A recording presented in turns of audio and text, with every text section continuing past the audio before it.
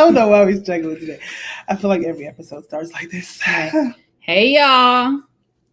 Hey nobody. I know, we're alone so far. I hope y'all got the message that we're going at 2 today. I mean, okay. People. Hey y'all.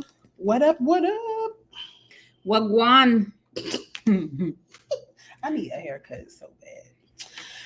All right. Let's see. So do not disturb. Yeah. What's going on? Pimpettes, Pimp X's. What's up, Black Dialectic? Black Dialectics? Is that not plural? Oh, I thought that was like, is that the name of our LSR? Not you about to pontificate on Black Dialectics. I was like, is that okay? I don't know if that got to do with LSR, but what up, Dialectics? Hey, Keontae. What's going on, y'all? It's officially, I guess officially summer is what, June 21st or something? Yeah, but it's officially our summer. It's officially summer break. It's officially the academic summer. For some people. For some people, yeah. Yeah, some people don't even end until June, which sucks. Yep. Y'all got any fun summer plans coming up? Oh, Ellen. You know, Ellen is my sorority sister. Oh, yeah? Ellen is actually my spesh. Oh. And yeah, from my ASU chapter. Mm-hmm. And we were friends before I became an AKA. So what's good, Ellen? What guan? Chidi Macha. What is this shit? Summer starts as soon as spring breaks hit in Alabama. Well, I hear you on that one. Oh, in terms of weather. Listen, that's gonna be the case for all of us. It's about to be Mad Max. It's just gonna be dry. Mad Max. What's the other one? With Willy Wonka in it? Doom. Oh, not Willy Wonka. See, I will never think about that man as Willy Wonka. So when you said that, I was thinking about the old, obviously the original one, but then I was thinking about Johnny Depp. Because that one is another one, right? The one that's like a newer one. It's like the prequel. Yeah. Thanks, Afro Ricky. Marcus. What up, Afro Marcus? Looking to do a first-time cruise. I wanted to go on a cruise for my birthday, to be honest. It might not be too late, but I ain't doing nothing for my birthday, y'all. We're gonna do something. It's not gonna be nothing extravagant, but we'll do something. No, yeah, but I definitely want to go on a cruise. Although y'all are like, I still am a little bit traumatized. Y'all remember when COVID first hit? Them people that were stuck on that cruise for like 40 days and 40 nights. Well, like Noah. Was that Noah's Ark? 40 days and 40 nights. You asking the heathen over here? I don't know what to tell you. No, but the only cruise experience I've ever had, I was young. We had like a family reunion cruise to the Bahamas. I know that I personally had the time of my life. But again, that was like, maybe 12. And so it was like the limited amount of freedom that you can have as a kid, but still being able to roam because we were on a ship. So that was fun. But I don't have any adult experiences on cruise ships. So I would not know. Apparently they have really good buffets. Yeah. So I had a friend stuck on the COVID cruise ship with his whole family. Ooh, that sucks. Ew. Yeah. Thanks, Ricky. You know, I try. All right. So we can go ahead and get started. Yeah. So, we just wanted to start talking about, so one of the things that we did, we started with the life section. One of the things we did is we went to our comrade Austin Cole's defense. Yes. On Wednesday, this past Wednesday. I have some pictures.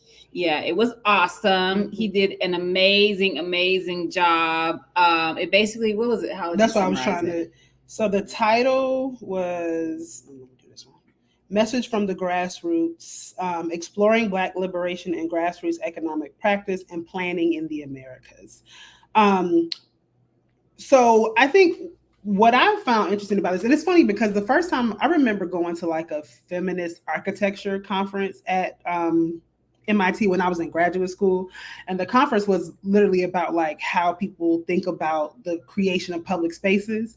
And so I hadn't really thought about, because like we're always talking about how we need folks with skills in the humanities to be thinking about these other kinds of like infrastructural development type things.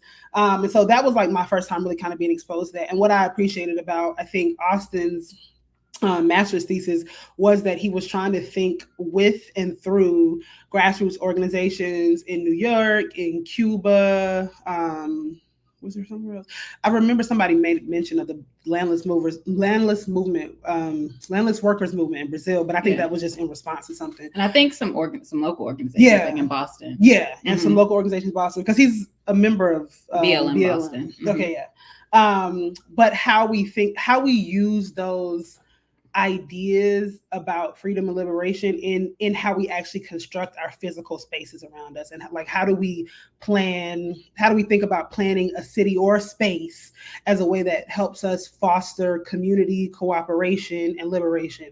So I thought that was really I think like inspiring to hear him talk about his experiences with these somewhat seemingly disparate organizations, because they were in different places, but that really ultimately had the goals of Black liberation as their kind of center. And it was like very interdisciplinary. So you drew on the work of like Ruthie Wilson Gilmore, Walter Rodney, Ori, myself.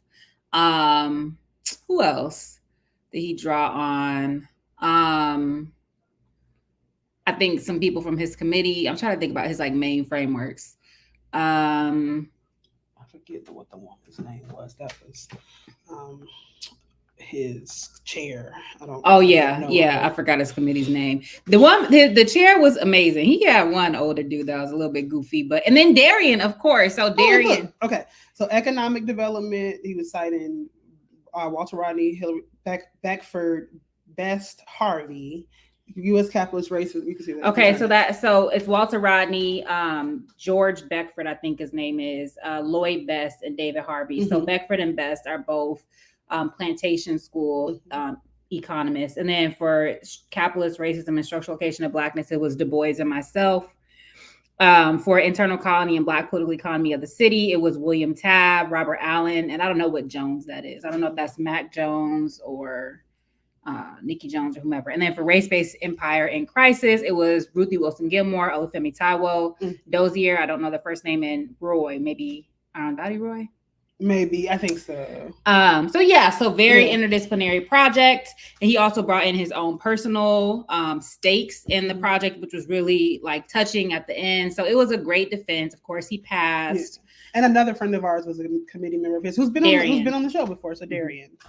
Yes. So it was great. It was I was glad that we went. And Austin is one of the people helping with the MIT encampment too. So it was nice that he had a room full of people. Yeah, it was packed in there. So it was great. Yeah. So what else? So the fellowship at Harvard is finally over. It ended with Robin Spencer. Some of y'all may know her work. She does work on the Black Panthers, sharing work from her new project, which is on Vietnam and Black women's role in the anti-Vietnam War protests. And then, okay, let me just finish look at the comments. And then Eula White Taylor, who is an amazing professor. She was one of my professors at UC Berkeley, also did a presentation of her work in progress on Fran Beal. She's doing autobiographical memoirs, what she's calling it, I think she said, where she's working with Fran Beal to write her story. So that was amazing. Then we went out. A lot of sex talk. Yeah, it was that Jimmy, that Jimmy. So it was a good ending to the workshop. It wasn't, things didn't really get necessarily wrapped up in a neat bow. So it was a little bit anticlimactic. Like there was no like review of this term and whatever follow up with people's projects, but it was fine. So now, it's summertime. And then I'll go back to teaching in the fall. I just got an email talk about my books ordering my books for my class are overdue. And I was like, so what you teaching in the fall? Introduction to African American Studies. That's it? Mm-hmm. Yeah, one in the fall, two in the spring, I suppose. Unless I can finagle my way out. Although I need to teach. if I'm trying to go up for full, I got to teach more classes. So I'm teaching intro. So I need to pick out those books and get those books ordered. But that's that. Yeah, that's exciting. I'm teaching the Gender, Social Justice, and Transnational Activism course again in the fall, which I'm looking forward to. And I'm teaching an Afro-Latin American Studies course in the fall. So both of them I've taught before, but I'm thinking about changing some things up because I do think that for the Gender, Social Justice, I'm actually going to start the semester with Ruha Benjamin's book that I read for this week. I think it'll be a nice tone setter and it's an easy read for the beginning of the semester. So. I'd like to start nice and hard so that people can drop my class. This is funny. Yes, it is. Cool ocelot. I just had a white leftist professor say NATO was not imperialist and asked, who is NATO oppressing? You should have said, well, both for one. Because you answered dumbass questions with a dumbass answer. But on what grounds does this particular professor consider themselves leftist? I'm always curious about these things because if you really can't, if as a leftist, you can't actually see that NATO is I don't even know that is. Yeah, can't wrap my mind around. It literally is a response to a Warsaw Pact anecdote. Anyway. Yes. Okay, so then we're right here. Okay, so I obviously I've said a lot to you all about what was happening with the encampment. So this weekend was a trot and a thought. A trot and a thought. This weekend was Northeastern's graduation. I did not go to the big graduation, but I did go to the Black graduation, which was interesting. On the one hand, as just a purely celebratory event, I appreciated it because, at a lot of these schools, they try to police people's happiness or joy. Right, hold your applause. Yeah, exactly. Hell no, we Black. Exactly. And so what I will say, I did appreciate that. When I tell you it was raucous in that auditorium, it was so loud, but no one had a problem with it. No one was offended by it. They waited for the cheering to calm down, to call people's names so nobody missed their name. That was cool.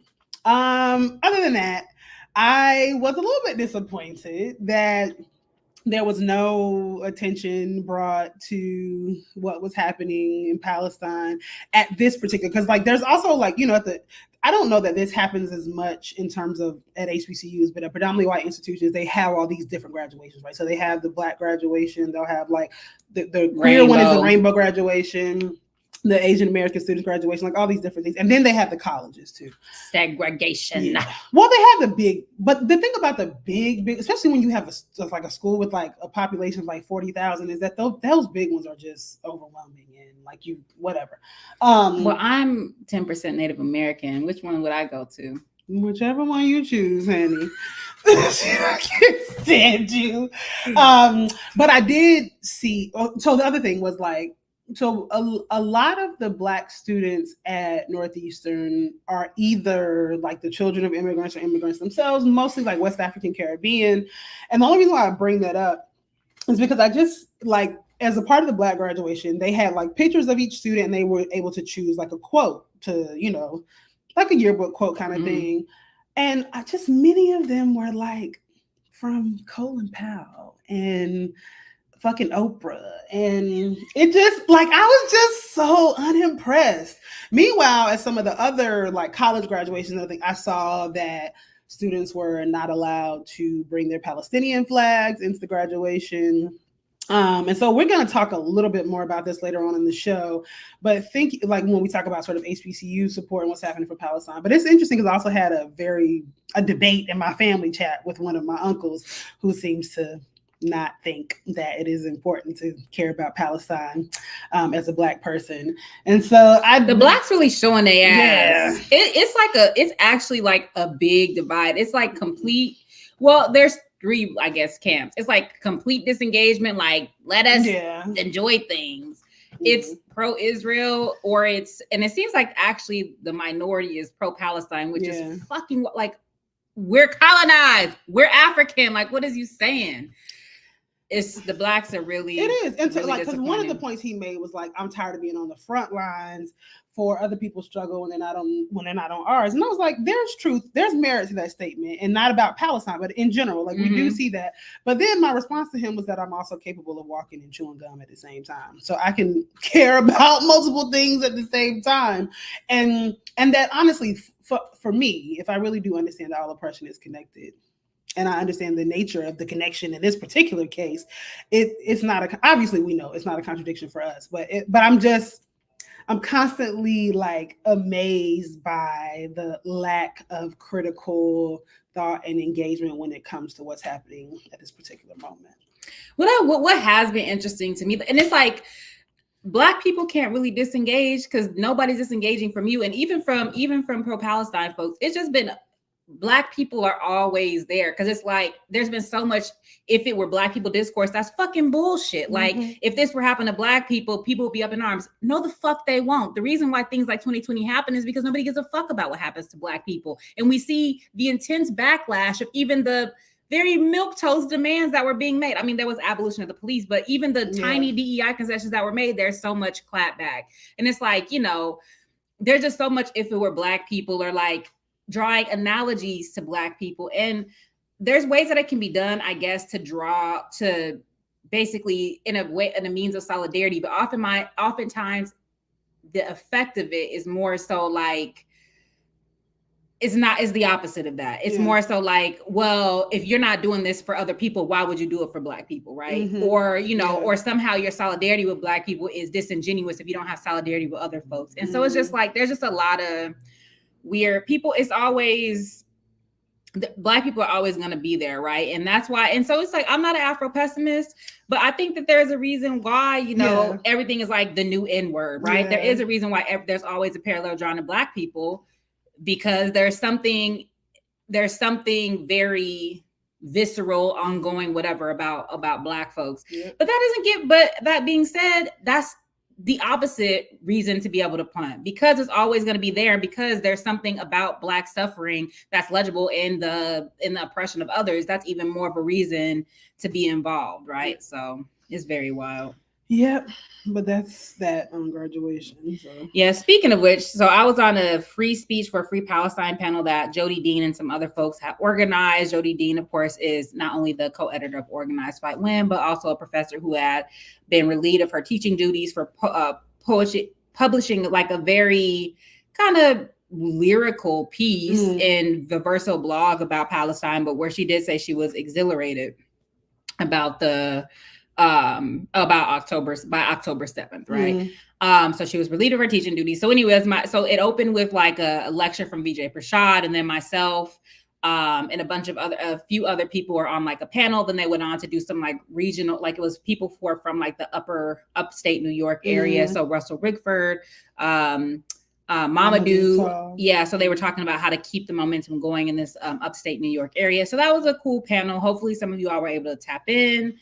So that was interesting. My remarks were about repression, you know, historical repression. They asked me to talk about the relation to McCarthyism. I did not talk about that because y'all know how I feel about this thing being like the new McCarthyism. So I just gave a longer history of if we're going to draw parallels, there are other historical moments and pieces of legislation that we can draw parallels to. So yeah, what's going on in here? I was just looking at this one.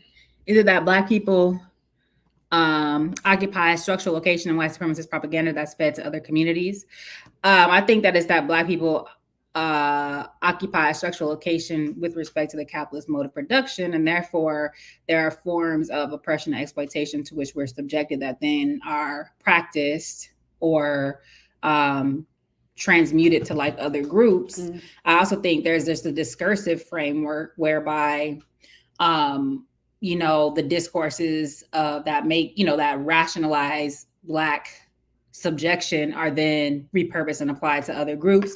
And I do think that there is some investment in anti-Black racial oppression by other groups, even those that we fight for. But again, that's anti-Blackness is not the primary contradiction, right? Imperialism is But it is something, to me, anti-Black racial oppression is something that needs to be taken seriously. So, and also for me, like on an individual level, in terms of how I choose to engage, one of the things that my mom used to always tell me is don't let other people determine who you are. mm-hmm. If there is something that is central to me and my core as a belief, as in all oppression is connected, then I don't allow people who don't actually see those struggles are connected to dictate how I engage with those, whether those are Black folks or otherwise. Correct. So, I mean, I think the other thing too is that I forgot what the fuck I was going to say. Hey, it happens. Yeah, anyway, it might come back to me, but like, yeah. Anyway, it might come back later. Whatever. All right. Summer plans. So now that I'm done with my fellowship, Layla's done with the school year. By the way, how did your fellowship end up? Because you was up. When did your thing? Well, you know, our classes ended April 17th.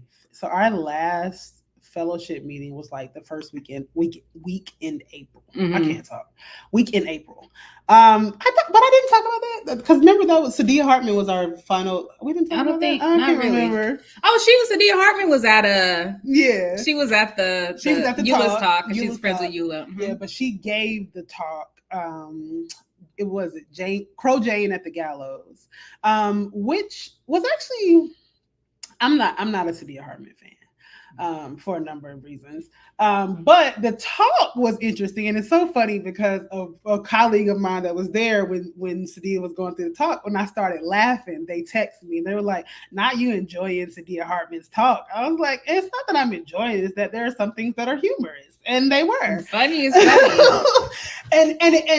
and she wrote it that way on purpose. So the Crow Jane at the Gallows was actually, with the way Sadia Hartman explained it, she said it was actually her attempting to even make sense of her own predicament. Like, what does it mean for us, you know, as Black folks to be in and it was like also making fun of this moment, like with DEI and all this shit. So all this work that we think we're doing within these places to dismantle and deconstruct all this bullshit, and we're really just performing for people. I mean, I can't remember. This has been over a month now since, and I don't have the ability to recall like CBS does. But I don't particularly like Sadia Hartman. Well, I don't know her as a person, so I should not say I don't like her because I don't know her as a person. But my first introduction to Sadia Hartman wasn't when I was in grad school, which was reading Lose Your Mother. And I remember at the time I did not like that book. And I could not really articulate at the time why I didn't like the book, but I was just like, and I remember Tina Camp was teaching the class where we read it, and I think the two of them are friends. And so she was just very put off by the fact that I did not like the book. But what I don't like about the book is that, one, you're talking about your whole experience with returning to Africa, returning to Ghana, at the slave castles.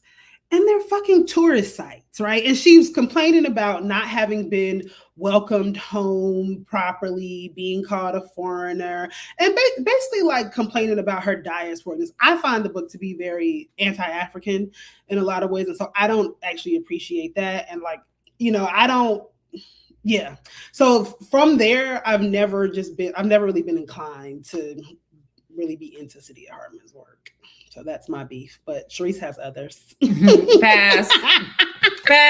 Not about her again, but you're not a fan of critical fabulation, and so nor am I a fan of scenes of interjection. To be frank, like there's these critiques of Marxism that people put out and then use terms like fungibility, which is like a Marxist term. I don't know. I just feel like sometimes Marx operates as like a straw man in different people's work in ways that it doesn't need to be so.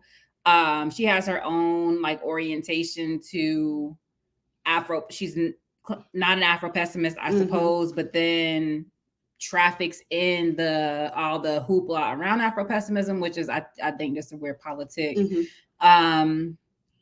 Whatever. I am somebody that I'm a Taurus, and I'm somebody that once like you rub me the wrong way, it's very hard, either interpersonally, which is a thing with her, or just in terms of work. It's very hard for me to change my mind unless I develop a personal relationship with you, and then I will admittedly start to read your work a little bit more generously. But I think my primary gripe with Sadia Hartman is not her fault. It's the fault of all these Hartmanites who don't have her skill, don't have the bars to even be able to, like critical fabulation is something that I think can be an irresponsible method for graduate students, for people who are just getting started, right? But for her, who actually her work is rooted in archive, she's a senior scholar. She's adept in a particular way. I still don't agree with it as a method, but like the way that it's taken up is not her fault, right? But I do think having a sense of discernment about what we put out is important. I don't know. I'm gonna reread Scenes of Subjection at some point, but I don't like people who become like codified as these, codified as like the thinkers by people who I find to be intellectually lazy, who just try to perform a particular type of mastery, whose work is not that great. Like I just, and again, that's no fault of hers, but anyway, there's most of the scholars I preferred are dead. In Gerald Horn. So anyway, summer. Prepping. So it's okay. So what are our summer plans? So y'all, like I have absolutely no desire to like travel. Even for people who know me, know my birthday is a big deal. By the way, it's May 16th. I'll be 27. Just kidding. That felt like in the Golden Girls when what's her name, Blanche, we talk about her age and they all just be looking at her like okay girl. Yeah, I will be at 37 and I have no desire to even celebrate my birthday this year, to even think about plans. I do like I love my birthday. It's like my favorite holiday. It really is. Like I think it's a very important day in this world. But this year I just can't even want to be bothered. And so likewise this summer, I think I might have one trip to Toronto for a conference, although my passport has expired as of today, so I probably won't be going to that trip. But you didn't renew it? No, I didn't. I'm when you can't mail it in. I needed it because it takes 6 weeks. By the time like January passed, I needed it to go. I went to Montreal. I went somewhere else. But anyway, at a particular point. But at this point, you can because you can't do nothing with it anymore. Right, I'm just gonna go in person. Yeah. So I just need to do it. But like I've been busy. But anyway, so that's one thing I'll do this summer is renew my passport. But anyway, I have no desire to travel. So I need to prep. So I applied for this grant through Wayne State. That's through like it's called Labor at Wayne. It's like their labor institute to develop like a syllabus to contribute to the labor curriculum. And so I proposed a syllabus for based on triple oppression and Black women's labor, from the New Negro movement to Black Power. So if I get accepted for that grant, then I'll be working on that syllabus. Reading, obviously, continuing on with our reading challenge, finishing my second book, and then also working on my business. I think I mentioned in the very first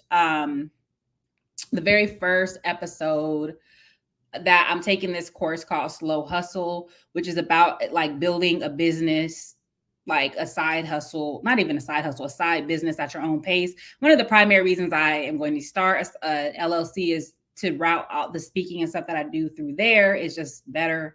But then I'm also training to be a higher ed coach. But then there's some other things that I think I want to incorporate into my business. So I'll be working on all that stuff, getting that all figured out, et cetera, et cetera. So it's going to be a working summer, but I look forward to getting back into routine, working out. I really just want to read, write, work out, take care of my baby. That's it. So I'm looking forward to a very chill summer. I also have to move at some point, but yeah. That makes me very sad. I know. What was I don't know if you want to reply to any of those. Okay, yeah. So let's see. What I would believe CBS dropped that skincare routine. My skincare routine is called a filter. So next question. You are stupid. Can you drop that syllabus when you're finished? I will when it's in its final form. I do. It wasn't labor studies. It was something that Wayne developed. Labor at Wayne.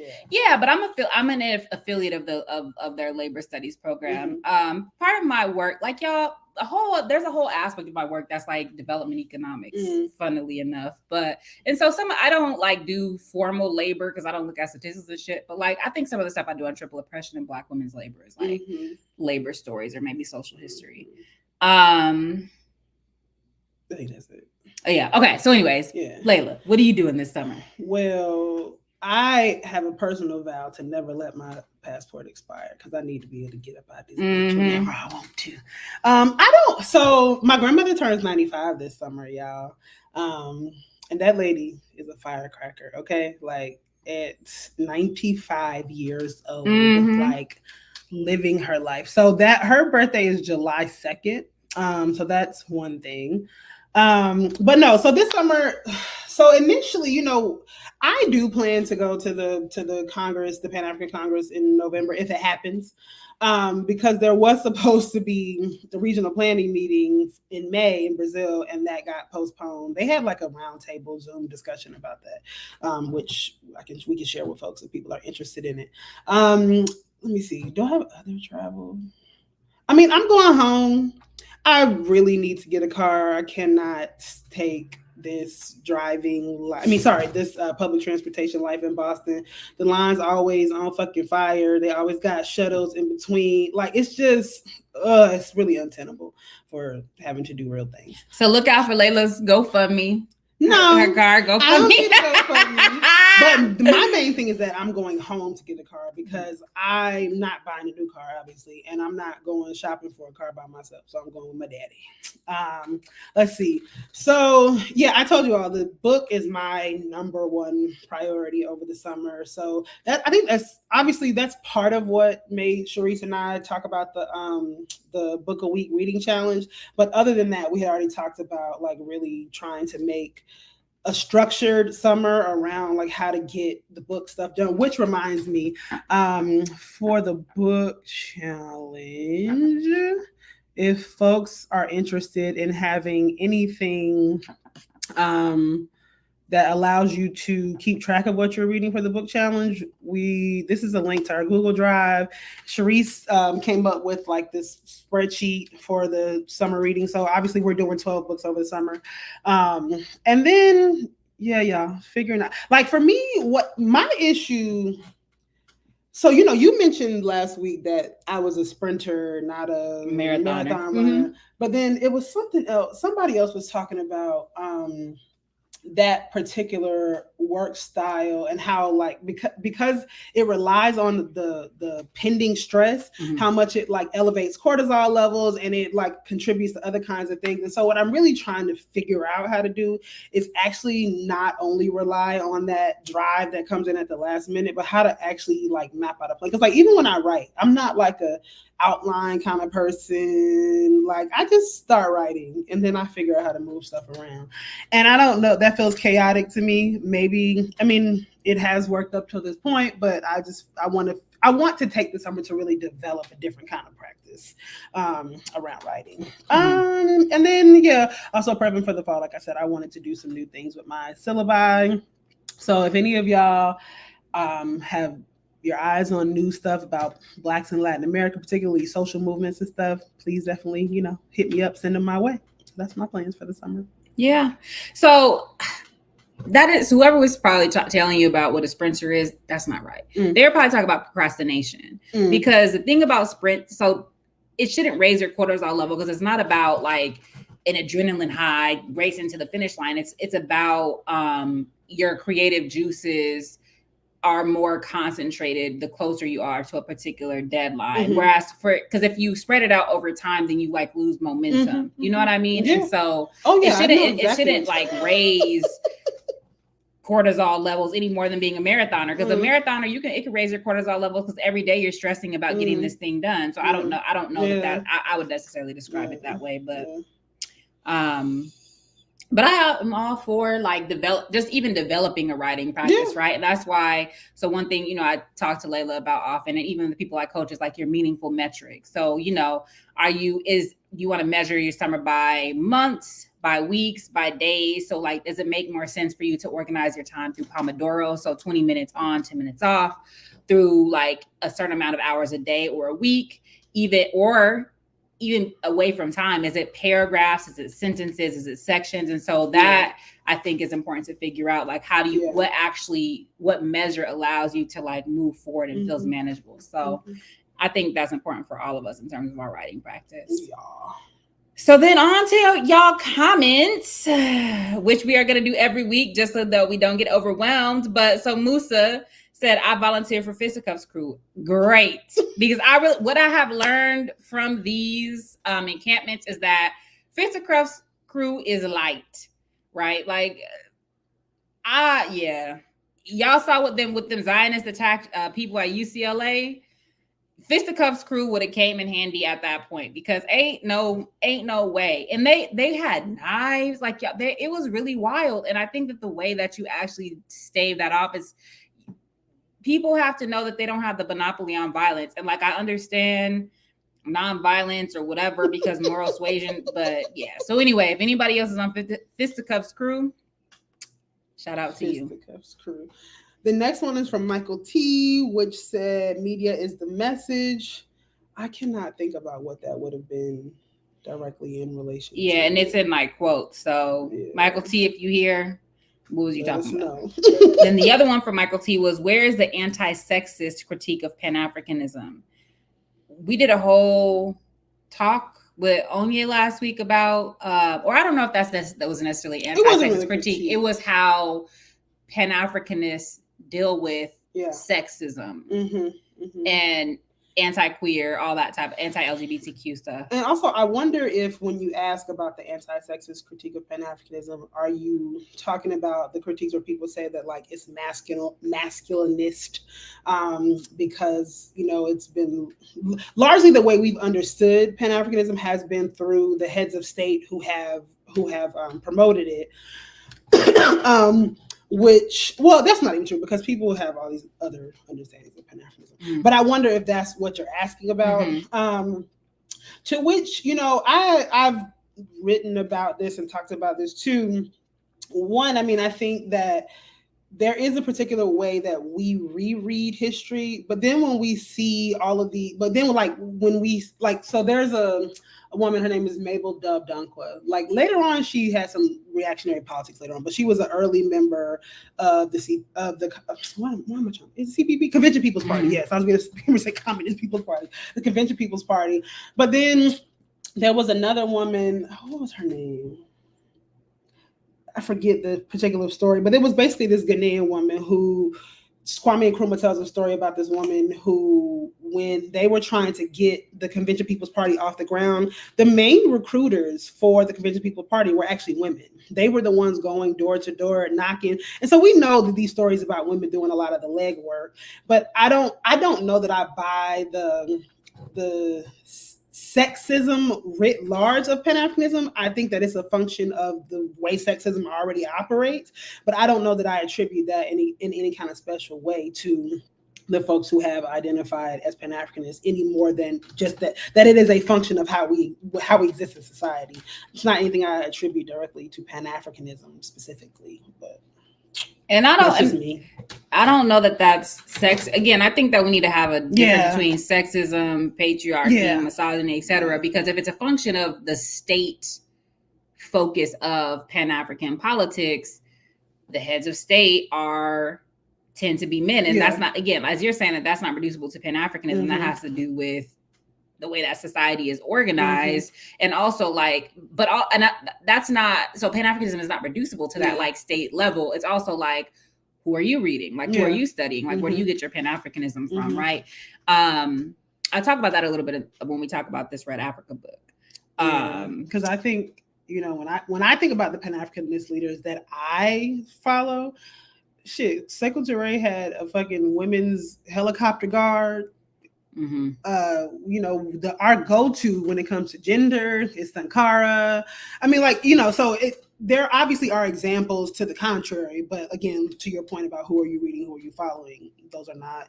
I mean, Sekou Touré has an entire plan for women in society and women in Guinean society thinking about, and it wasn't about like telling women what to do, but it was actually about understanding the structural position of the way women as housewives, as whatever, have been treated in society and what their roles are. So that has not been my experience with Pan-Africanism, at least the way I understand it. But I do know that for some other people, they attribute it to some other things. So yeah. I will say just quickly to Pamela Jones' comment, I will definitely check that out. That looks interesting, the Forest app. I will definitely check that out. Yeah. People often use, and I'm not saying that this is what was being done here, but people use the sexism thing too often as like a trump card. What up, Sith Lord Prince? To either shut down conversations or to just kind of be like, well, what about gender? Yeah. Like in a way that's not very thorough, fruitful, helpful, and that doesn't convey any understanding that they have about gender, right? Because if you ask, like, okay, what do you mean by that? Well, how would you gender this analysis, whatever? There really tends to be like no response about that. And also people think that finding one random fucking woman or, you know, one random women's organization genders the thing, right? Or is making this germinal contribution. So I just think we need to be more serious about what we mean by that. Yeah. The last comment. So this is from Anton Dilemma. I drop in anywhere Dr. CPS pops up online. Discovering this new channel with the duo was just a bonus. Definitely a silent subscriber to this venture. Thank you very much for tapping in. All right. So on to study, y'all. So week 1. So, okay, first of all, let me just chastise y'all a little bit because we had no comments under our social media posts when we posted what books we're reading. So again, to refresh folks' memory, I'm reading this, Red Africa, Reclaiming Revolutionary Black Politics. And this was my book, Imagination and Manifesto by Ruha Benjamin. So tap in, y'all. If y'all reading with us, if y'all doing a book a week challenge, tap in. And y'all can even, it doesn't even have, if you want to like tailor it to be like, you want to listen to a podcast episode a week, watch a documentary a week, whatever, however you take in your political education, that's fine too. But the point is just to be engaged, right? I will say and I don't know about you, but I remember when I was in grad school reading a book a week per class. So 3 books a week. And sometimes I don't really know what it is right now, but I just have not been able to get back to that. And not necessarily that I have to read 3 books a week, but I do want to get back to where I felt like my muscle for reading was actually quite strong and I could actually sit down and like focus. That has not been the case recently. So that's something that for me, at least with this 12-week reading challenge, that I'm hoping to get back to, is like literally just to flex my reading muscle again and get comfortable with it. I definitely won't read no fucking 3 books a week in grad school. I know that was assigned. I did not read no goddamn 3 books a week, especially because it's like half them books because it would be like very dense theoretical books too. It's like ain't nobody doing that. You out your cotton picking mind. Okay, so do you want to talk about? I don't know why that always makes me laugh. Yeah, you know what? Because my grandfather used to say it, and cotton, and he's from Columbus, Georgia. So when he said it sounded really strong. Get your cotton picking. I like rabbit ass mind. Oh yeah, I don't know why. Rabbit ass mind. Because it's like you crazy as hell. Okay, so. You know, a thing for me, and it's funny because the book that I've chosen for next week is The Source of Self-Regard by Toni Morrison. So I remember my parents used to have debates when we were kids about how much to tell kids, like how much to expose, wait, what am I trying to say? How much to expose your children to the world as it is, or to like guard you from it, right? And I think my mother was more of the opinion that like as kids, we should be able to just like be free, like just enjoy things. And my dad was more of the opinion, like I would rather introduce them to this rather than them go out into the world and have their heart broken by this shit. And I think there's obviously logic and value in both. But I really started to see my dad's position on it when I was in grad school, and I was encountering all these Black students at Duke who, like, for whatever reason, had somehow never really had strong experiences with any kind of discrimination, race-based discrimination. I don't know, or they didn't pay attention to it, you know. But I just remember their worlds like being rocked when things like that would happen to them, and I just like that just wasn't a sentiment that really resonated with me because of the way that I was raised.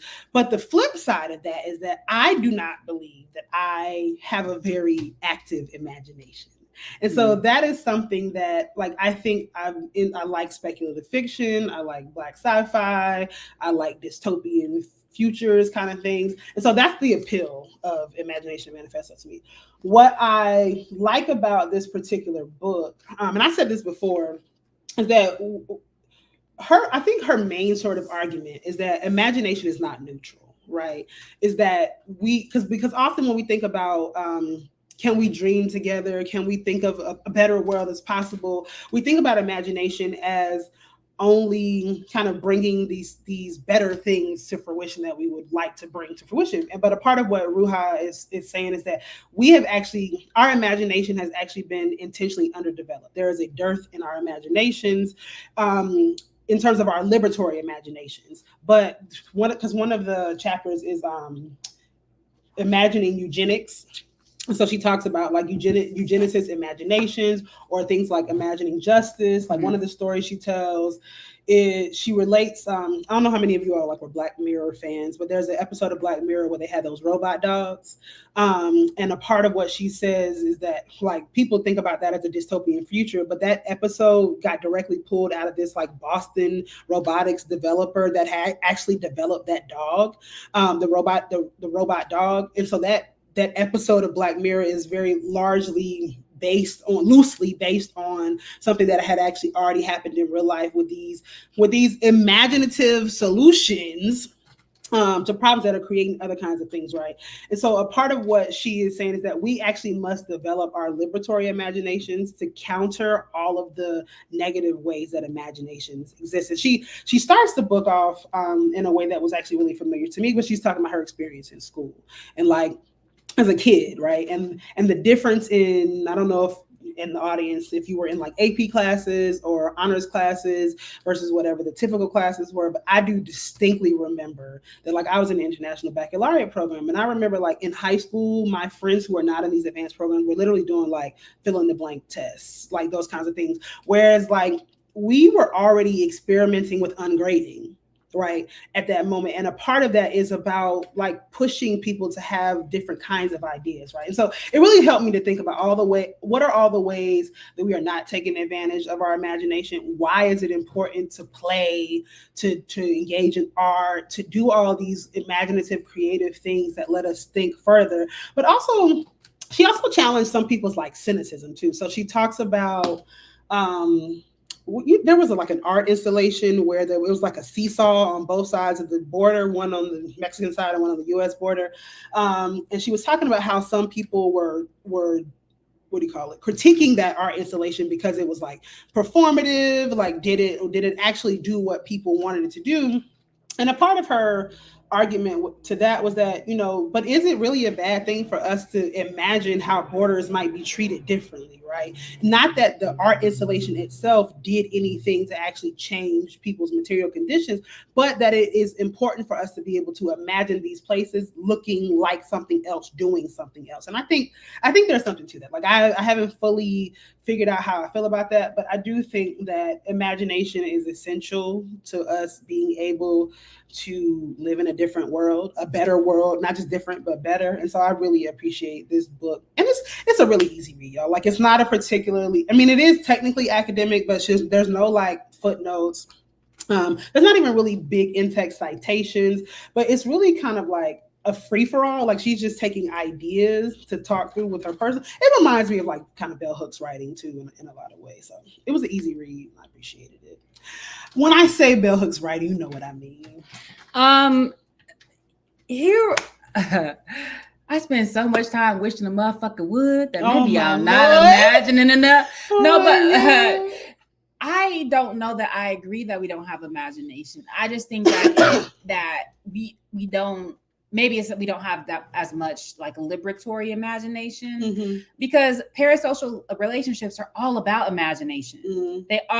We imagine all kinds of shit. This is why people have no real class consciousness, because motherfuckers imagine that they middle class, or they imagine that they're gonna somehow be, you know what I'm saying? And so, so I think there's maybe a thin line between projection and imagination, but I do think that we are pushed to imagine like all the time, which is why we're always constantly entertained, but it's not harnessed. I don't know that we've had historically the resources to develop our more liberatory imagination into things that come into fruition or material reality. But I think we spend too much time fucking imagining. There's just so much, and there's not enough discipline, right? So people are like, color outside the lines, color inside the lines. to, like scribble all over the paper if you want to, but like there's something to like the discipline. There's something to, and I think that discipline also has to do with imagination, because you're imagining that like what you're doing is to a particular end. And so I don't know. And so I think that perhaps we have too much frivolous like imagination. I don't know. I think, and I do think about we need to play and all that type of all that is true, but this idea that we don't have the space or time to imagine, it's like we do too much of that shit. Well, I don't think that wasn't her argument. Yeah, like we spend so much, like we imagine that capitalism can be saved. Like we do a lot of that imagining. I don't know. So I don't, yeah. Like when I started, I was talking about my own imagination. Mm-hmm. I feel like I personally lack a lot of imagination. Mm-hmm. But even to her point, like, so what is she encouraging? Is like more imagination? Mm-hmm. But liberatory, but also to not ignore the ways that imaginations are actually working around us all the time. Oh, sure.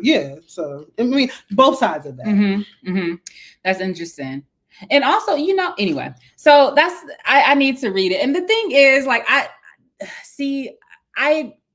to her point, like, I don't read a lot of fiction. Mm-hmm. And part of the reason why I don't read a lot of fiction, because I feel like everything needs to be like serious study. And that's not to say that fiction is not serious study. I do think that they say like, imagination is like the corollary to like whatever material, whatever the fuck. But I don't know. It's hard. And so maybe she's right. Maybe I'm proving her point that we don't like, I don't know. Yeah. Not beating the tanky allegations. Absolutely fucking not. I don't give a fuck. That's why I'll have a tank. I'm just playing. I love fiction.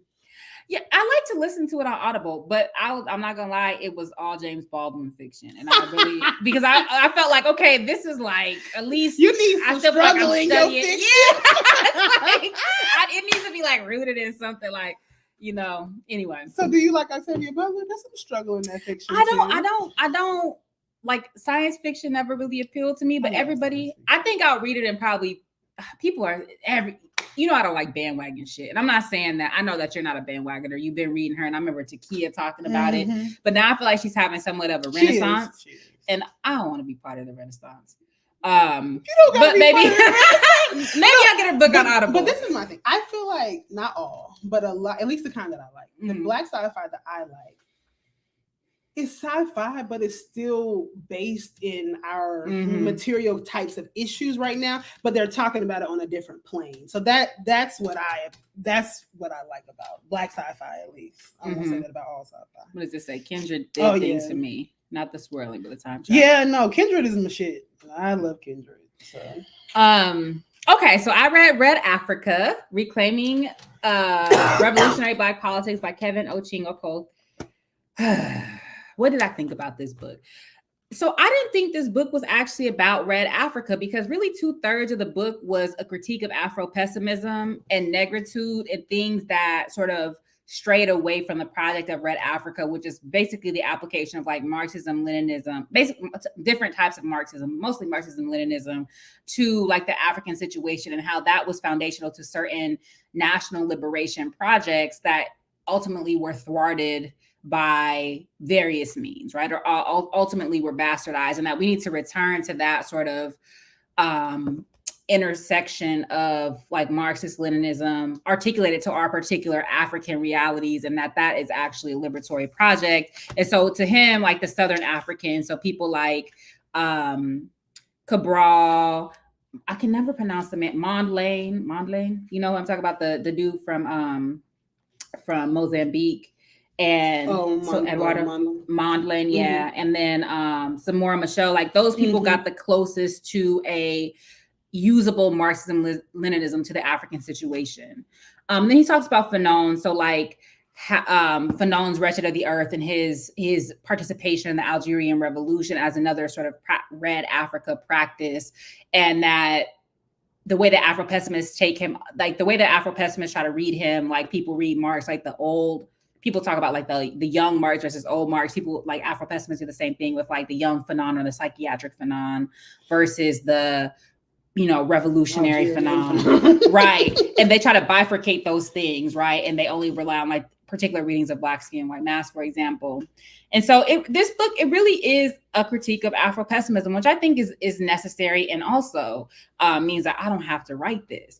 I'll admit there were parts of me that I was reading this and I was like, it felt like reading my dissertation, because there was also critiques of Black studies, right? And the way that Black studies had moved away from like its activist roots, for example. So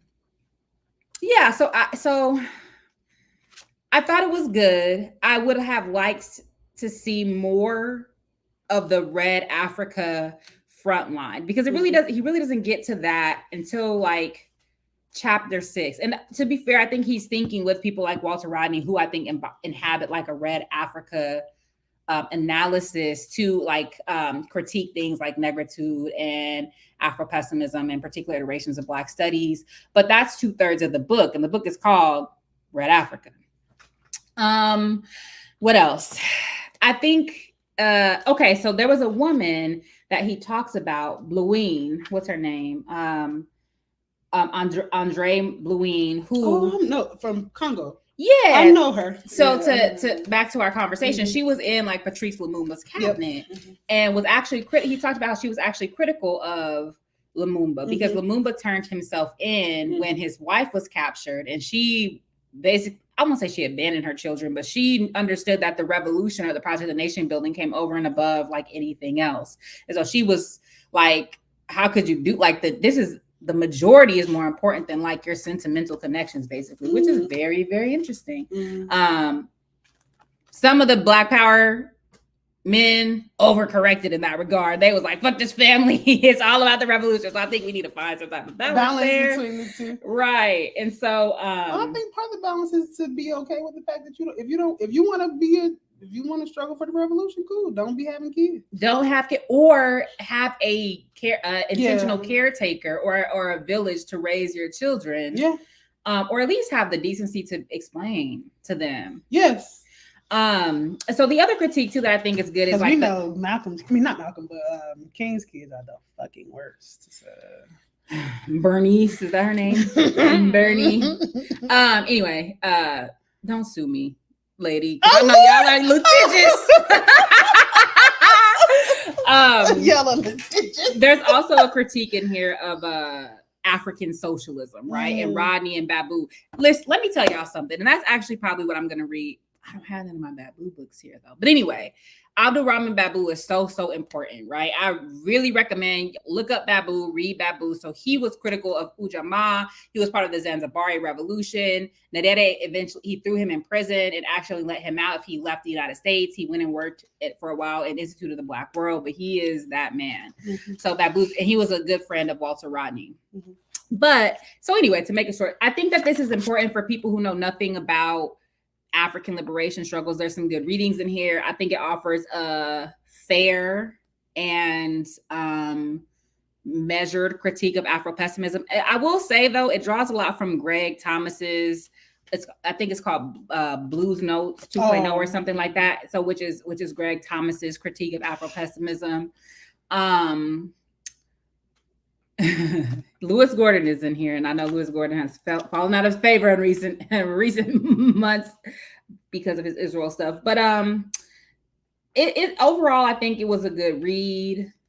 There's also a critique of Cedric Robinson in here, right? A critique of the way that critique of Cedric Robinson's critique of Marxism, right? And so I guess the first sort of 2/3 of the book is setting up the people who have moved us away from a Red Africa critique or Red Africa praxis, and then the final maybe 2-ish chapters are showing what that was.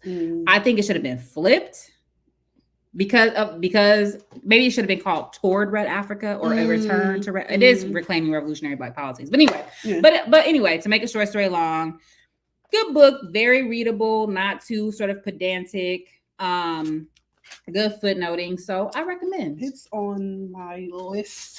Yeah, and it's also a short read. I read it in like 2 days, so yeah. But not the Togolese government sending it like as we're sitting here, like now the conference, the meeting that was supposed to happen in May is going to happen at the end of August now. So maybe I'll be traveling in August. Okay, for the summer. Okay, but you know what? So that's my deadline then, August 29th. Ask them if they paying. You know they didn't already ask Nobody has responded to that, or if they're helping to defray the cost. But okay. So what are you reading next then? What are we reading next? Yeah, you could go ahead. So mine, as I said, is Toni Morrison's The Source of Self-Regard. This is where I'm going next, which is a collection of essays. When I told Sharice that I was going to read it, she was like, yeah. She's like, essay collections scream summer. So I will let y'all know how this goes. Mm-hmm. And I am reading Laundering Black Rage. The Washing of Black Death, People, Property, and Profits, which is also somewhat like a collection of essays, right? I think it's chapters and there's a sort of narrative arc, but I do think that you can read them like separately too, because some are written by two Blacks, some are written by Rasul, and then some are co-written. I've read the introduction. It's a very it's a colloquial read in the sense that it reads like people talk, which is a little bit I personally have to catch on to that because it's not like academic writing, which I'm used to reading. But so far so good. So we'll post that on social media, and y'all, if y'all are participating, let us know what you're reading, watching, listening to. Make sure you tap into the folder if you want to track your reading, listening, whatever. But yeah, definitely, I really encourage y'all, especially if y'all find reading hard or boring or whatever, maybe do articles, right? But I really encourage y'all to read some this summer. Yeah. Somebody who mentioned Stephen Barnes. Oh, Meta the Black. I haven't read that, but I am also a big Tananarive fan. One of my favorite, which is Stephen Barnes' partner. One of my favorite is her African Immortals series. And it's funny because on the anniversary of my mom's death, I think 2 years ago, I was reading and I tweeted about it, and Tananarive tweeted back at me about being happy that, we had that shared passion for reading. So I will check out Lion's Blood. Did you want to read that? Oh, pedagogy. That was just about. Oh, that's pedagogy. For art, there was a recent power of art now. Okay. Excellent. All right. So what else? Okay. Oh, so the other thing we wanted to talk about, y'all, was this Civil War movie. So who has seen? It's just called Civil War, right? It's just called Civil War. It's real white. It is very white. It's very white. But yeah, so if you've seen it, drop it in the chat if you've seen it, and feel free to offer up your own commentary. But and I don't even know that, because when I was saying that I didn't want to hear it, I was not because I didn't want to hear it, but I wanted to go in with an open mind. But I don't even know that it's really okay. I want to hear about the protesting. I don't even know that it's possible to spoil it because the movie is really not about it. Oh yeah, there's spoilers. I don't care. All right, so spoiler alert. I hated it. What is it? Okay, so give your vote. Thumbs up or thumbs down. Ready? 1, 2, 3. Oh, with me? I thought we were talking about this. Are we Siskel and Ebert over here? Yeah, no, we don't. Motherfuckers from In Living Color. Yes. Oh, what were their names? David Ellen Greer. But what were the characters' names? Is what I'm trying to remember. I can't remember. Yeah. So it's for the NPR lifers. Yeah. Okay. So why was it terrible? So I'll give my sense of why it was terrible. 1, men on film. It was boring. 2, there was no reason or context whatsoever for why there was a civil war. None, except for that, I guess this president decided to stay in power. Now, they intentionally evacuated ideology from a movie that's about war. So they were trying to make it, 2 snaps. Isn't it 2 snaps in a Z form or 3 snaps in a Z form? Isn't it 3 snaps in a Z formation? I can't remember. Yeah. But so they're trying to intentionally make it so you didn't know if it was like Democrats or Republicans. So they said they did dumb shit like have California and Texas in an alliance, right? Secede together. Now, other than the fact that they're the 2 most populous states in the country, it makes absolutely no sense. It strains credulity. Now, granted, if you know nothing about anything, perhaps you're just like, yeah, sure, right? But so there was no context at why the Civil War happened, how it popped off, what the alliances were. Because I think there's 4 or 5. If you Google it, there's a map that shows who is aligned, which is actually not explained in the movie. Yeah, all they talk about is the Western forces. The Western, right? So. And it's also told through the perspective of journalists, which gives it this like individualist like lens and this very sensationalist kind of like self-aggrandizing twist. So people trying to get the shot or get the conversation. It just, and there were no black, were there? Oh yeah, there was the one old black guy. Oh yeah, the main character. Yeah. What's his name? He was in Dune too. What's yeah, that he was man's in name? Dune. He was the. I think they be trying to play him. He's not albino, but he's very fair. Skin. Yeah. So So he was in it. It just wasn't. There wasn't enough context for me for it to be convincing at all. And you can't evacuate ideology out of a civil war. That's the basis of the Civil War. So, yeah. I mean, I don't like. Yes, I don't. Like, well, okay. I mean.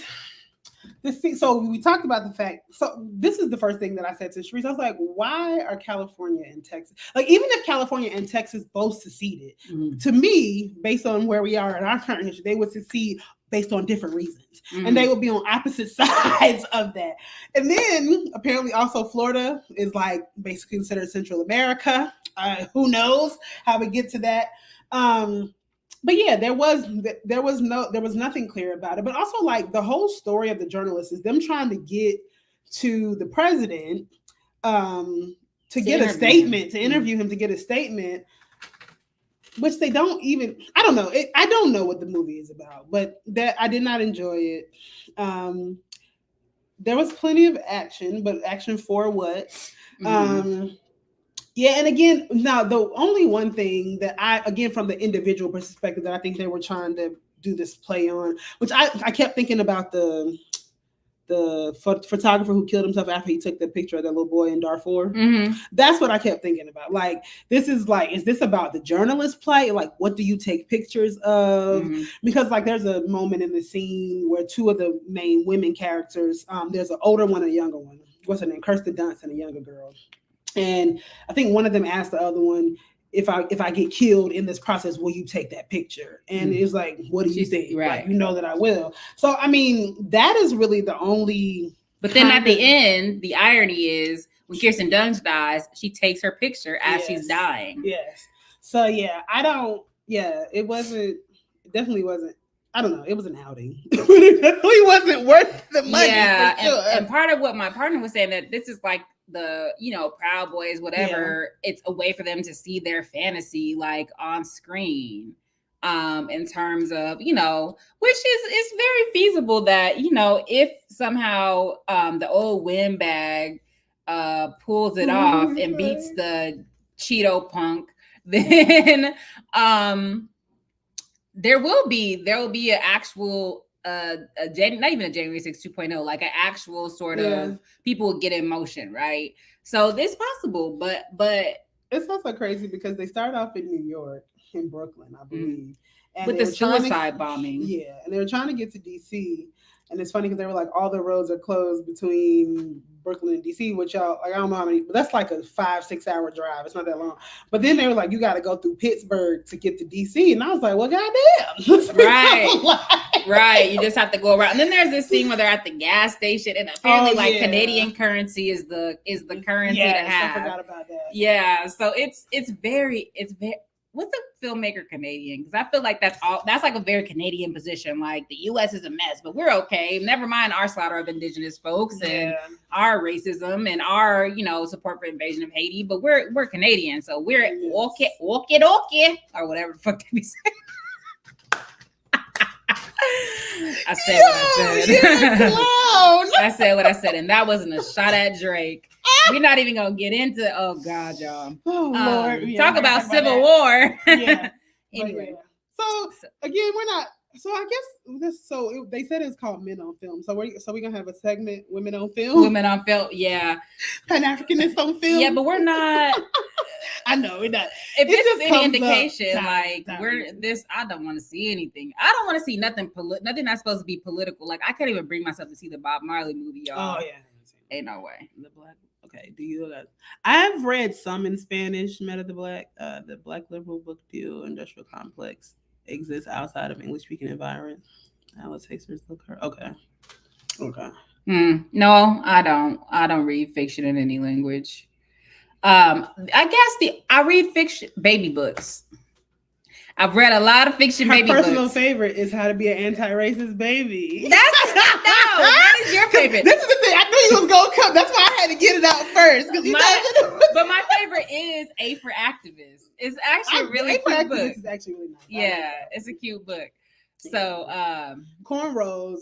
Actually, my favorite is Flossie and the Fox. Y'all. Yeah, I guess Flossie and the Fox. That was my shit, and it's because as an adult, I still think about this. You sure think a heap of yourself, don't you?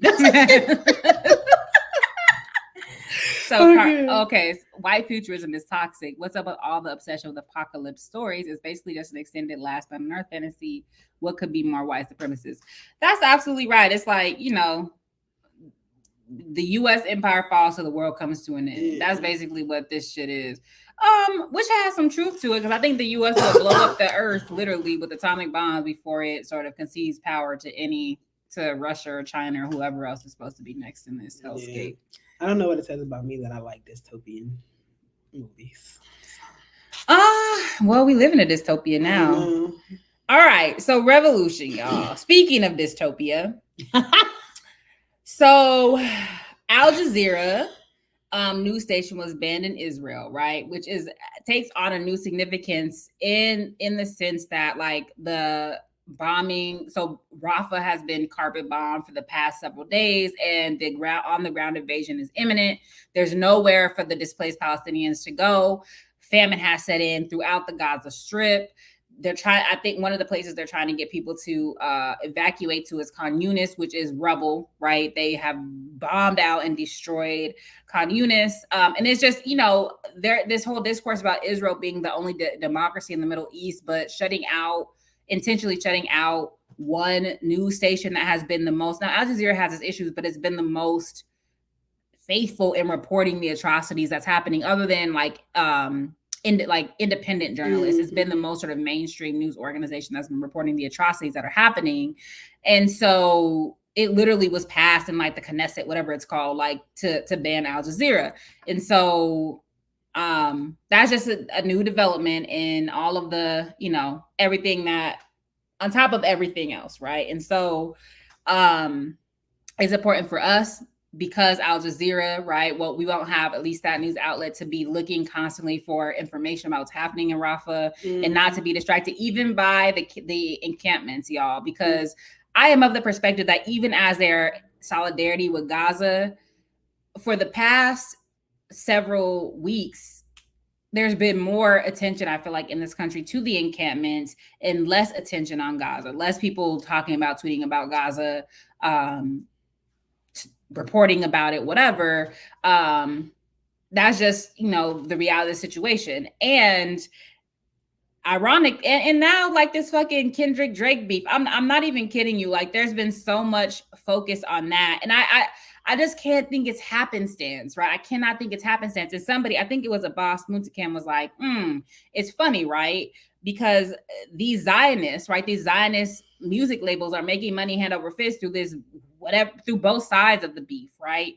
And it should not be lost on folks. So Drake is Jewish and Kendrick is a Hebrew Israelite. Like, so I think that's just, whatever. That's just something to point out. Neither person has done anything or said anything about the situation that's happening in Gaza, I don't believe. Although I think all celebrities should shut the fuck up. I don't give a fuck what side they're on. It's just not my bag. But I just want us to be mindful that even as we're supposed to be keeping eyes on Gaza, then there's like all eyes on Columbia, all eyes on UCLA, all eyes here and all eyes there. And it's like, no, even as we're saying we shouldn't lose sight of what's happening in Gaza, we're losing sight of what's happening in Gaza. And this Rafah invasion is imminent, even as negotiations are ongoing between Hamas and Israel. So it's a terrible situation. It's a terrible situation. And again, I just would like to point out, students have been getting their ass whooped by the cops, right? There's been all of these encampments popping up around the nation, and we cannot stop shit. Rafah is still happening. Right? All of this is happening in Rafah. And so we have to really think about, in lieu of being able to stop the genocide, to stop the massacres? Like, what are we actually doing with these encampments? Like, what is our secondary responsibility? Is it consciousness raising? Like, what are we doing? And I'm not saying they shouldn't happen. All I'm saying is that.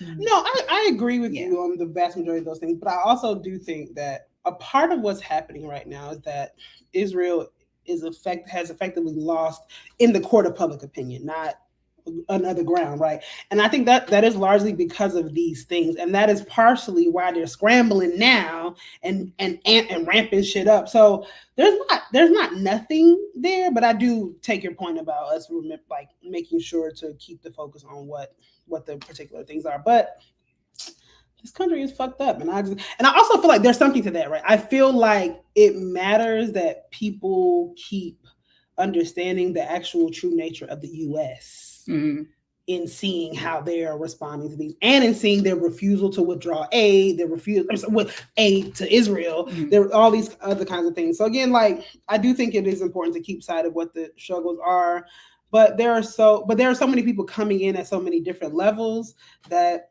this is a point of entry for a lot of people. But I think that all of that is true. My problem is a lack of clarity about that reality. So to me, people are saying this is about divestment. This is about this. They're not saying this is about building a mass movement, because we know that our left is so weak, we can't do shit. They're not saying that it's about winning the battle of ideas. So there's a disjuncture between what we can ascribe to what's happening and how people are actually narrating what they think is happening. And even the people who have gotten victories with divestment, like, what does that, if universities divested every single dollar from Israel tomorrow, what would that actually look like? With the U.S. government the actual government continue to send billions and billions of dollars. And I'm not saying that shouldn't be a goal. I'm just asking the question, like, are these? What did that look like with South Africa? Exactly, right. But what did universities divest en masse? That was why there were all those shanty encampments on university protests, because that was what they were pushing for their universities to divest. But let's be honest.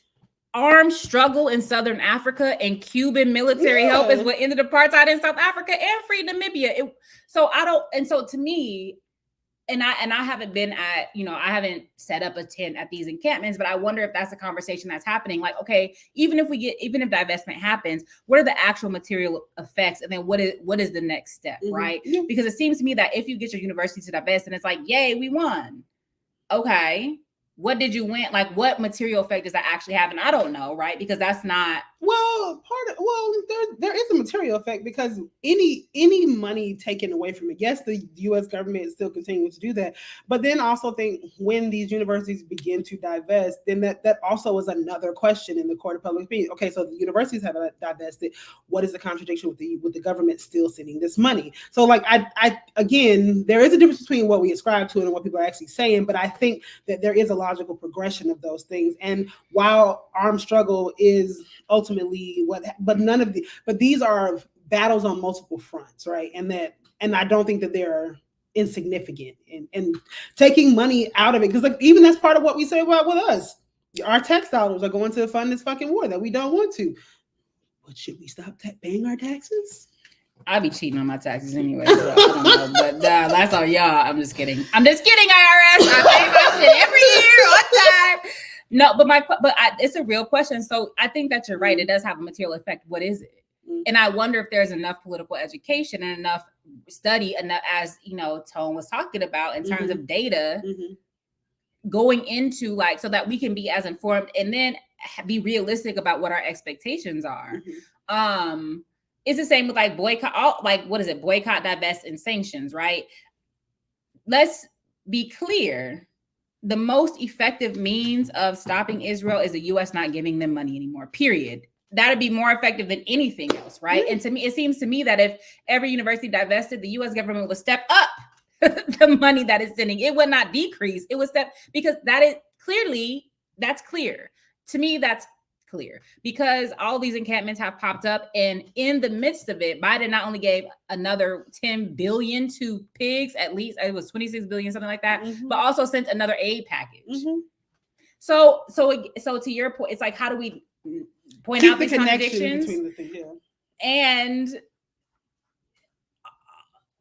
do we go for the big thing, right? And I'm not saying overthrow the government. I know what the Smith Act says. I do not want to be thrown in a concentration camp, but it's like at a certain point. So on the one hand, right, in terms of we have these theories of change, right? One is that like you get these small victories to build momentum. On the other hand, it so often seems, like I've said with regards to other things, that the means become the end. And so do we focus on the smaller things because we're afraid, or because we don't want to confront the big thing? I think there's that, but I also do think the small victory of getting a university to divest is also a morale victory too. And so that keeps people in the struggle, right? Because there's also something about just feeling like completely useless, completely helpless, nihilistic, and all of that.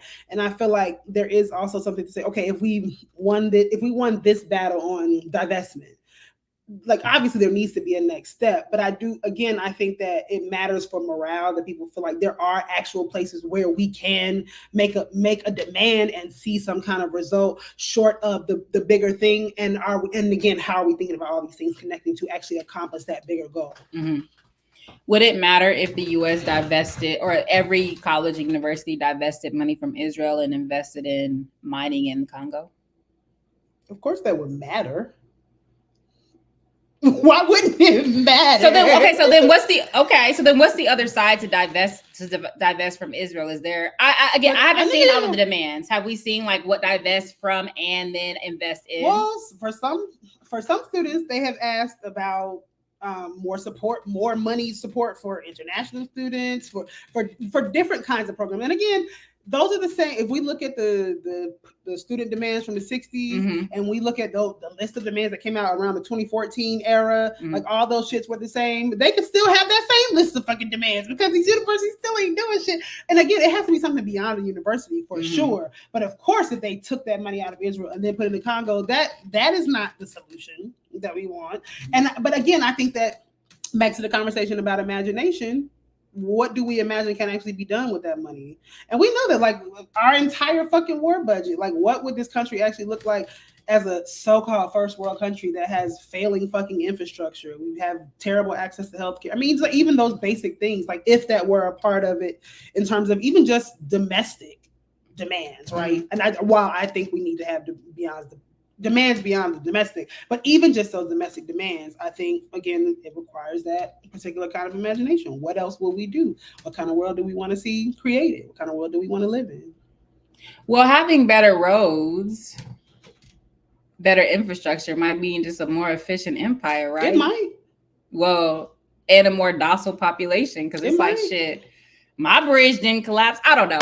Anyway, I feel like this is why you need Layla and CBS. I feel like Layla is not a ridiculous optimist, but I think sees it's pessimist of the intellect, optimist of the will. I'm just like, man, I don't know about this shit, y'all. Just because it's not only my disposition, but I think that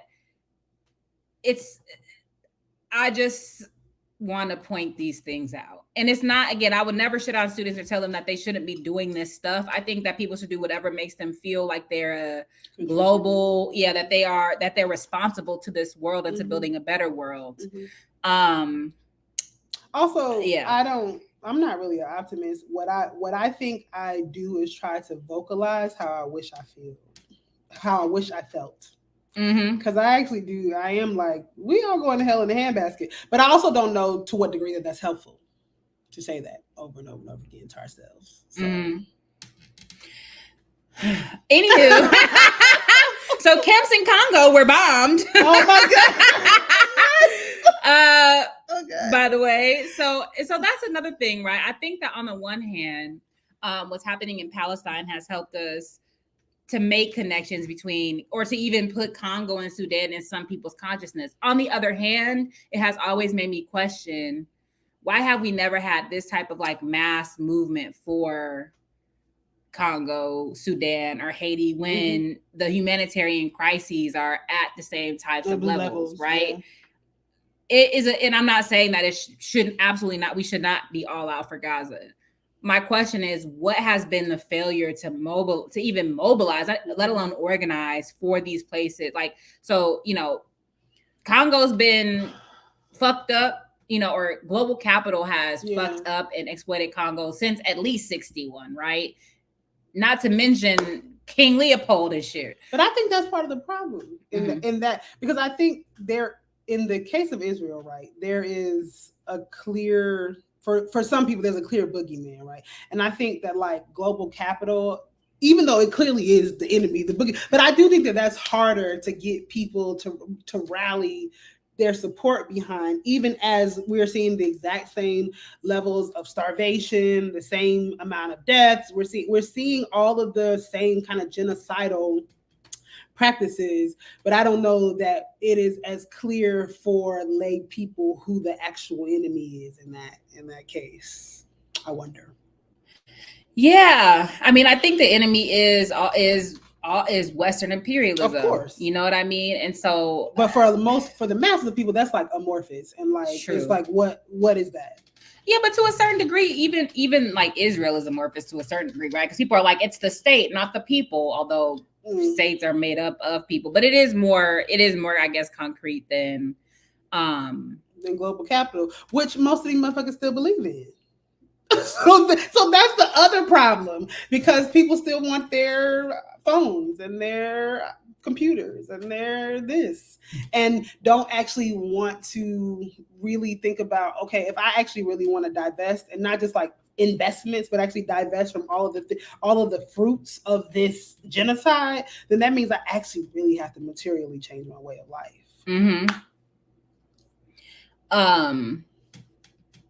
Theoretically. Or it's like you just, you whoop the capitalists, and then your life is gonna change because you're just not gonna have this shit. Trotsky said despair is counter-revolutionary. Then he got stabbed with a knife. I'm just kidding. He did say that, and Fidel Castro said revolutionaries are always optimistic. It's the same thing. So in terms of Congo, right? It says bomb attacks on 2 camps for displaced people in eastern Congo have killed at least 12 people, including children, according to the UN. The bombs hit the camps in Lagvert and Mugunga near the city of Goma, the UN said in a statement, calling the attacks a flagrant violation of human rights and international humanitarian law. It may constitute a war crime. A 2-year offensive by a rebel group known as M23 has moved closer to the eastern city of Goma in recent months, prompting thousands to seek refuge in the city from surrounding areas. Aid group Save the Children said it was present at one of the camps when shells struck close to a busy marketplace ahead of the vehicle. It said dozens were injured, mostly women and children, and the death toll was still unclear. So this is, I'm reading from a Guardian article. So again, there's so much that's happening in Congo that resonates with what's happening in Gaza. And there's always the question of the United Nations, right? And these international law, all of these things that we are currently appealing to, right, as righteous, or people are things that uphold justice and well-being. I think that we constantly have to critique that too, because the UN been there for a long time and that shit's still happening. So it's like, what's happening, United Nations, right? So anyway, not to put a damper on things, but the other thing to point out is that, women and children continue to bear the brunt of war. And so this is why we're anti-war, right? This is why we're for peace. And again, anti-war, we're not for the absence of conflict or the absence of struggles of war for liberation, but absolutely we have to realize that the people who bear the brunt of these are not so-called combatants. They are ordinary people, ordinary women, children, and also men, right? And this is what when we're struggling, when we're doing the encampments and we're marching and protesting. These are the things that we're struggling against. So these are the people we're struggling for. So do you want to keep going? Because I know they got other stuff. Yeah. So okay, yeah. So let's the other thing we wanted to talk about is So, okay, y'all know I'm an HBCU graduate. And so one of the things that I've been interested in is trying to figure out to what degree are students on historically Black colleges and universities. To my knowledge, even Howard's is not is it actually an encampment at Howard now? People who are in the DMV area. Yeah, okay. Is Howard's an encampment, or is it just a protest? Yeah, so because that's so I've seen that there have been students in the AUC, there have been students at Howard, students at A&T in North Carolina. I saw something about Hampton. I do not know. Hampton is among one of the most conservative HBCUs. I would love if that is true. If any of you all are from that area, if you know, please let us know. But I'm just one of the conversations we were talking about. So it's a small liberated zone with a few tents at Howard. Okay, so there actually is an encampment at Howard. Okay. Because well, one of the things I was talking to Sharice about is that any of you all who have either gone to HBCUs, we don't have a yard culture the way like PWIs. Like, and when I say that, I mean no, A&T does not have an encampment. They just had a demonstration. That's why I was saying I don't know that the HBCUs have had an encampment, but they have had demonstrations. But like we don't even walk on the grass during the school year. Like it's a thing, right? People ain't laying out doing stuff, and so I imagine that there would be a different. I hate to say this, but I feel like the repression at the HBCUs would probably have been worse with the students. But I'm just curious. I'm genuinely thinking about what is it that is making HBCUs less of a hotbed for these types of demonstrations, encampments, whatever. And I'm also just curious what we're missing. Like, I don't know if folks have been following and know other encampments or demonstrations that have been taking place, HBCUs that would mostly, for the most part, be folks concentrated in the Southeast, because that's where HBCUs are in the country for the most part, with a few exceptions. But I don't have a whole lot to say. I'm just really curious about it. And I'm trying to figure it out. So like there was at A&T, I think it was actually this month. Was it this month? Oh no, so yeah, May 3rd. So they have a group, Aggies for Palestine, at A&T. What does it say? According to NC A&T, I can never think about calling A&T NC A&T, but NC A&T dissenters on Instagram last year, Chancellor Harold Martin and other HBCU presidents visited Israel to develop relationships between HBCUs and Israeli universities. So I do imagine that had there been encampments, and also this is nothing about HBCUs, right? Like they end up like all these fucking homeland security programs or weapons manufacturers. Yeah, like they're going to HBCUs as specific sites of recruitment to have Black faces in these strategic positions to be able to get them to move in and infiltrate. And so that's just a conversation. I feel like it's just, I want to have more. I don't, I'm not following it as much, especially because of the part of the country that we are both in right now. But I wonder what you all's thoughts are about that. Why are there less? What did you say? Okay, so Leah said, even that I'm surprised about because I haven't heard about it. A&T is tied up with the military, especially the engineering department. Absolutely. Yeah, NSBE, the National Society of Black Engineers. I remember when they used to have their, what the fuck? It's like when you have all the companies come out, it'll be like Honeywell, like Lockheed Martin, all these defense contractors that were coming to like recruit Black folks. And see, Ashley Knuckles, you said Dr. Ball said. You never gonna not laugh at Ashley Knuckles. Dr. Ball said his Morgan students' response was that they were more focused on their own immediate issues, i.e. not seeing the saliency of our struggles. And for me, this is not to say anything about Dr. Ball, but my thing is like, if that was what my students were telling them, we would actually be having, like, I would be actively using my interactions with my students to have more and more of those conversations. I think I've already mentioned with you all that my plan is to have readings on my syllabus that directly correlate to Palestine. So I don't know. I'm even saying that in public for me means that there's a missing piece, because I think, what, if nothing else, what is our responsibility as so-called radical revolutionary Black academics if we're not at least pushing our students? And what about the faculty? Yeah.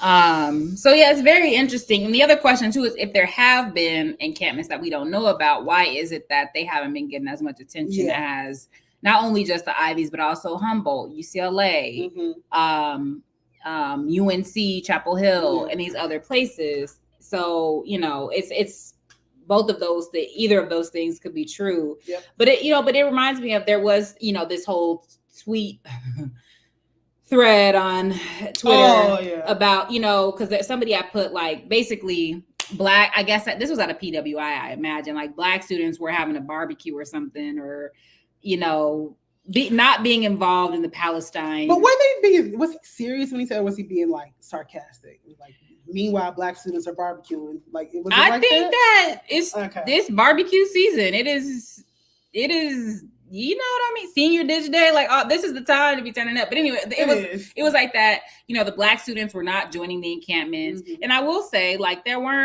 Harvard, there weren't that many. Although I will also say, on the other hand, and after October 7th, when all those protests were happening, there were a lot of Black students, and it was Black students who were getting doxxed on those trucks. Yes.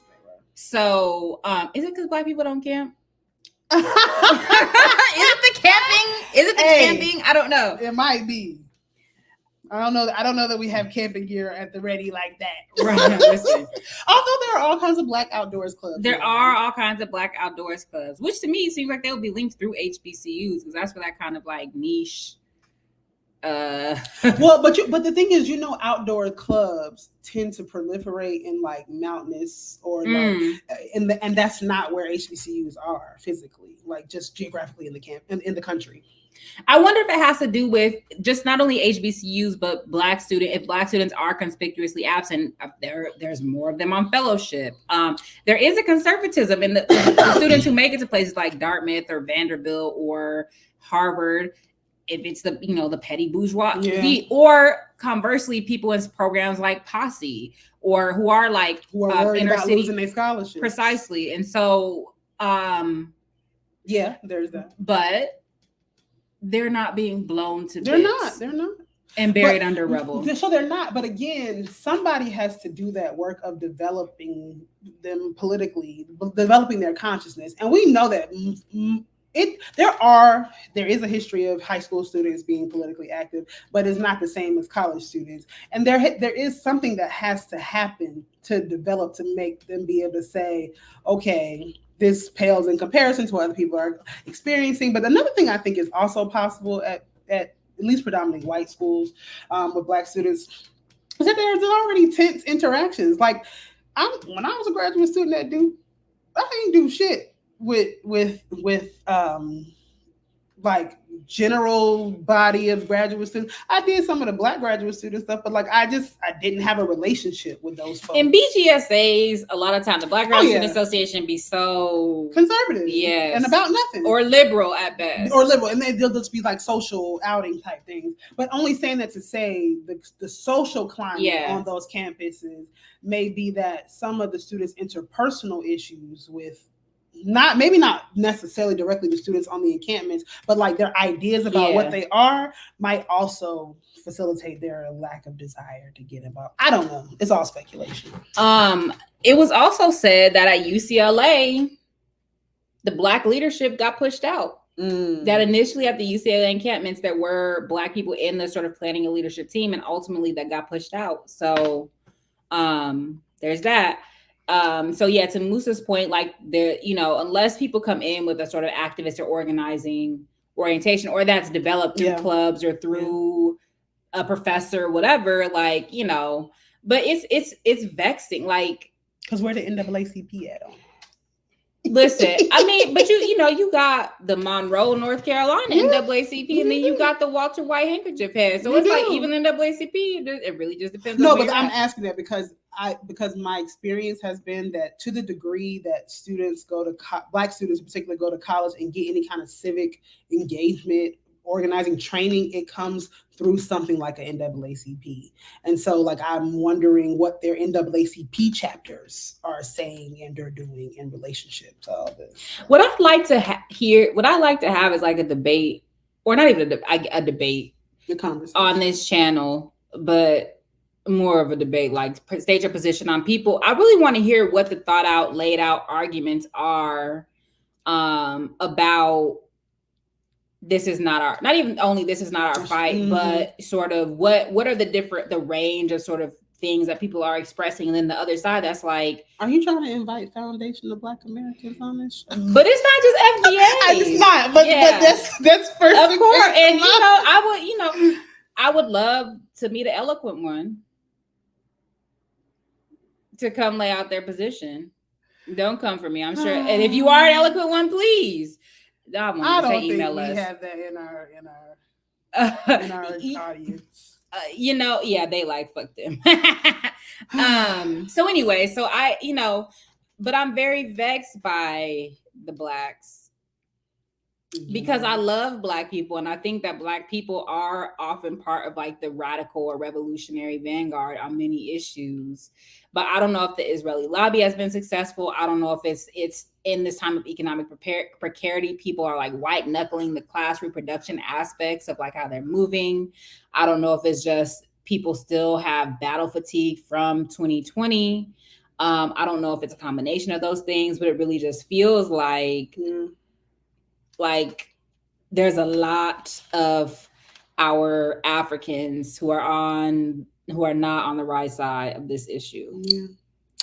Well, we can keep digging into that. Maybe we can figure out what we might do with that going forward. Sure. And then the last thing. Just the last thing was actually just I noticed that I think it was this week that Colombia officially decided to sever ties. I did not realize that Bolivia and Belize had severed ties. To my knowledge, those are the Latin American countries that have severed ties with Israel at the moment. Now, I think Colombia is going to have some other issues because they've had such a long standing relationship with Israel. And so part of what I was seeing in terms of Colombia's severing ties with Israel is like, what is that actually going to mean for the country, because they've had so many long like binational or bilateral agreements with the state of Israel. And what is that going to do in terms of stability in the country? And stability is what the empire instability is what the empire preys on. So Colombia, Bolivia, and Belize are countries to watch on that regard. I mean, the School of the Americas is still there, so I think as long as U.S. imperialism still has a presence. Was it you that was talking about like the deal was we can abide this leftist president as long as you don't. Oh yeah, I don't know that we talked about it, but I have heard that. Somebody made that point, which I think is valid. Yeah. And then, and then Colombia was the Israel of Latin America for a long time, as people said, so. Well, I'm just curious, y'all. So I noticed that the 2 times we've done the show earlier, we've actually had a bigger crowd than our 4:00. And so I'm just curious if those of you who are in the chat now, is 2:00 a better time for y'all, or is 4:00 cool? I've just noticed that our numbers have been higher when we've gone a little bit earlier in the day. So I'm curious because we're getting ready to wrap up. We're a little bit over our regular time, but we'd like to hear from you all. So share with us what you're reading. Post. Feel free to use the spreadsheet. 4 p.m. exclusive staff meeting. Okay. Feel free to use the spreadsheet, screenshot it, share it each week. I don't care, it's recorded anyway. Yeah, but we do like some of the live engagement to be able to talk. But we're gonna do either one. But yeah, I just noticed there were higher numbers. All right, y'all. All right, thanks for sticking it out with us. Yeah, we look forward to seeing what y'all gonna be reading this week, and continue to or start sending us emails or DMs on the social media with topics you want us to cover, especially like global geopolitics. Talk to us. We talk back. It's lifestudyrevolution@gmail.com, but we'll do it again. Life Study Revolution. You can also just leave a comment underneath the video like y'all been doing if you have particular suggestions. And if we overlooked something, send it again. Yeah, I know that we have a good list of people we want to bring on the show. Yeah, that one's good. Y'all tap in for that one. All right. All right, y'all. Peace.